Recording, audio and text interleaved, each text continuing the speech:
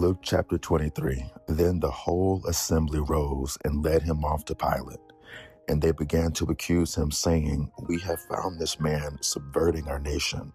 He opposes payment of taxes to Caesar and claims to be Messiah, a king." So Pilate asked Jesus, "Are you the king of the Jews?" "You have said so," he replied.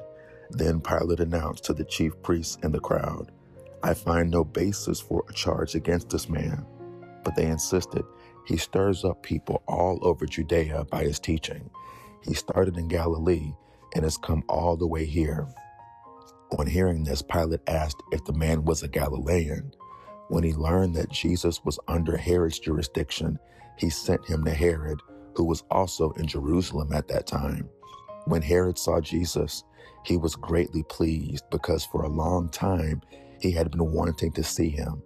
From what he had heard about him, he hoped to see him perform a sign of some sort. He plied with him many questions, but Jesus gave him no answer. The chief priests and the teachers of the law were standing there, vehemently accusing him. Then Herod and his soldiers ridiculed and mocked him. Dressing him in an elegant robe, they sent him back to Pilate. That day Herod and Pilate became friends. Before this, they had been enemies. Pilate called together the chief priests, the rulers, and the people, and said to them, "You brought me this man as one who was inciting the people to rebellion. I have examined him in your presence and have found no basis for your charges against him. Neither has Herod, for he has sent him back to us, as you can see. He has done nothing to deserve death. Therefore, I will punish him and then release him." But the whole crowd shouted, "Away with this man! Release Barabbas to us."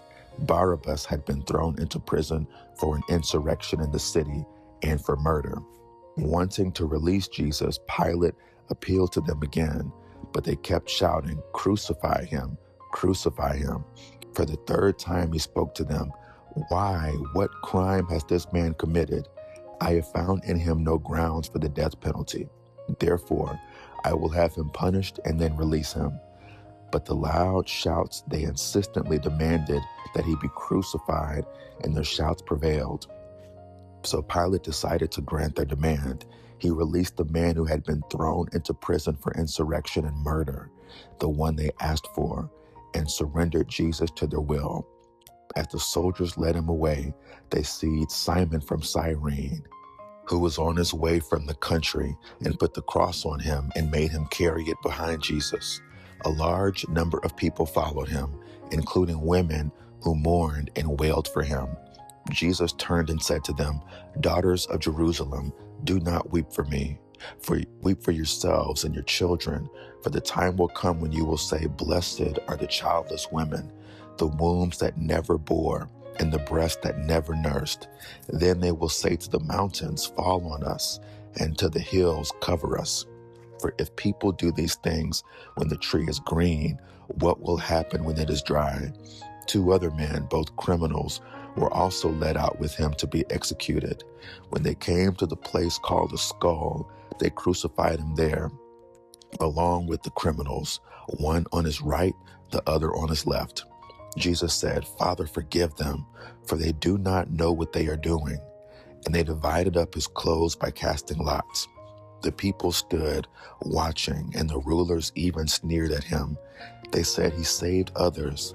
Let him save himself if he is God's Messiah, the chosen one." The soldiers also came up and mocked him. They offered him wine vinegar and said, "If you are the king of the Jews, save yourself." There was a written notice above him which read, "This is the King of the Jews." One of the criminals who hung there hurled insults at him. "Aren't you the Messiah? Save yourself and us." But the other criminal rebuked him. "Don't you fear God," he said, "since you were under the same sentence. We are punished justly, for we are getting what our deeds deserve. But this man has done nothing wrong." Then he said, "Jesus, remember me when you come into your kingdom." Jesus answered him, "Truly I tell you, today you will be with me in paradise." It was now about noon, and darkness came over the whole land until 3 p.m, for the sun had stopped shining, and the curtain of the temple was torn in two. Jesus called out with a loud voice, "Father, into your hands I commit my spirit." When he had said this, he breathed his last.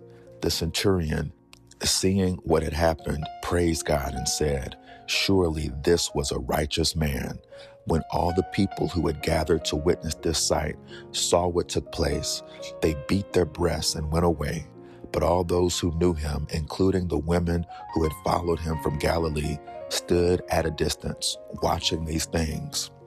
Now there was a man named Joseph, a member of the council, a good and upright man, who had not consented to their decision and action. He came from the Judean town of Arimathea, and he himself was waiting for the kingdom of God. Going to Pilate, he asked for Jesus' body. Then he took it down, wrapped it in linen cloth, and placed it in a tomb cut in the rock, one in which no one had yet been laid. It was preparation day, and the Sabbath was about to begin.